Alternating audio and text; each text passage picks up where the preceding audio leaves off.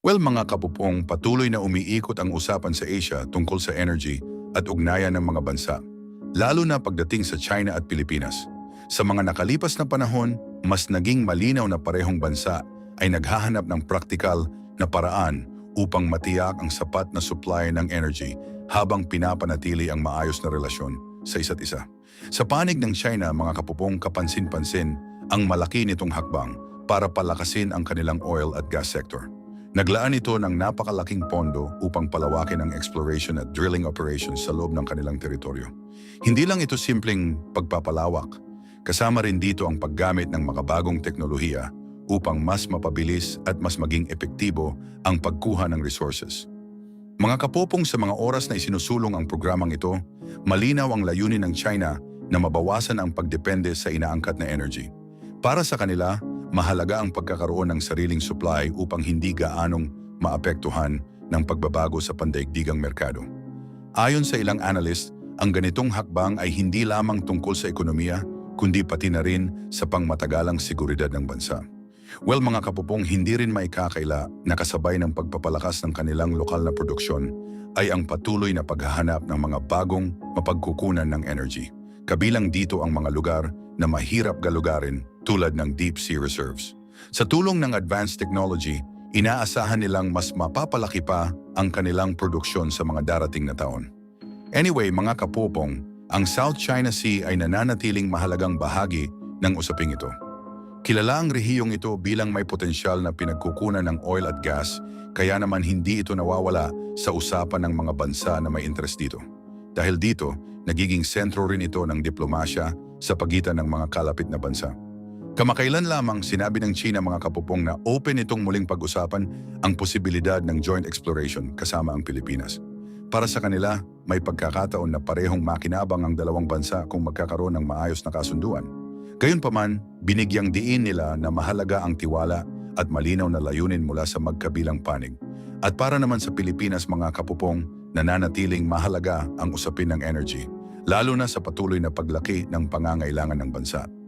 Sinabi ng mga opisyal na open rin sila sa mga ganitong pag-uusap, ngunit kailangan itong gawin ng may pag-iingat. Mahalaga para sa pamahalaan na maprotektahan ang pambansang interes sa anumang kasunduan. May mga eksperto na naniniwalang makakatulong ang joint exploration sa pagbibigay ng karagdagang resources para sa Pilipinas. Bukod dito, maaari rin nitong mabawasan ang gastos dahil sa posibleng cost-sharing sa mga proyekto. Pero kasabay nito, may paalala rin na dapat maging maingat upang matiyak na patas ang magiging resulta.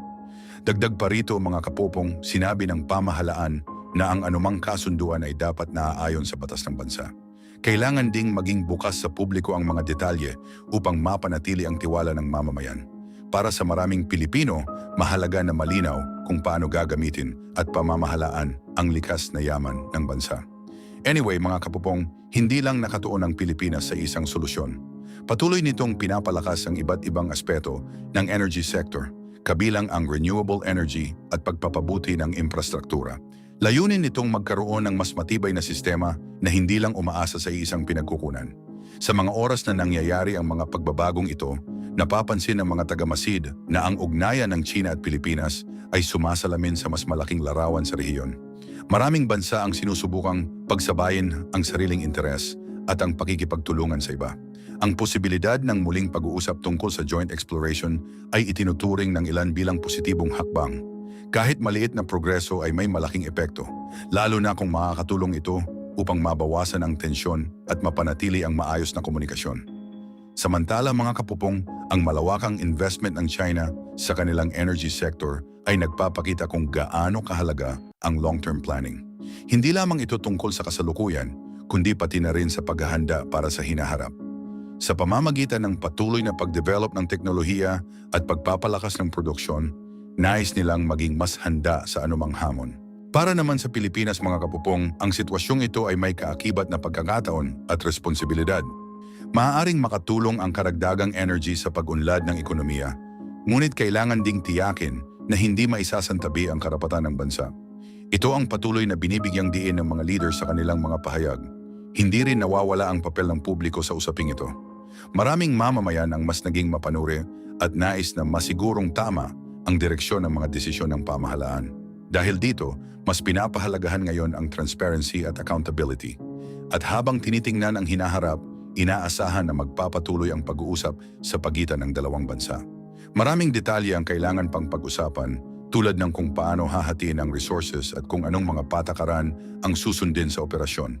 Kabilang din dito ang pagsunod sa environmental standards upang masigurong ligtas ang mga proyekto.